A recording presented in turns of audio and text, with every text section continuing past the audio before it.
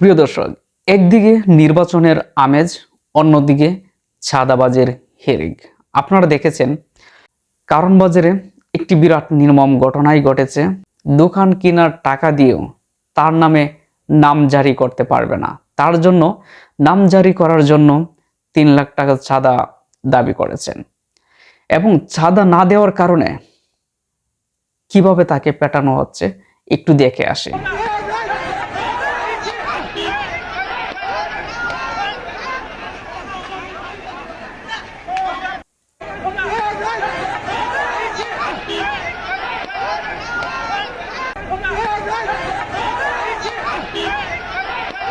প্রিয় দর্শক, ভিডিও স্ক্রিনে অবশ্যই দেখতে পারলেন যে চাঁদা না দেওয়ার কারণে ওই ব্যবসায়ীকে কিভাবে পিটানো শুরু করেছিলেন।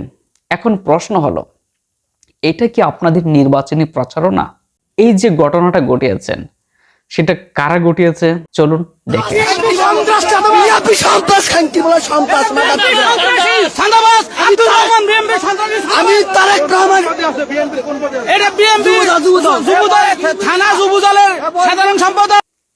প্রিয় দর্শক, যতই দিন যাচ্ছে চাঁদাবাজি টিকে হচ্ছে। পুলিশ প্রশাসন আজও এগুলোকে নিয়ন্ত্রণে আনতে পারে নাই। একদিকে নির্বাচনের আমেজ, অন্যদিকে চাঁদাবাজির হেরেক। এ হলো আমাদের বাংলাদেশের বর্তমান পরিস্থিতি।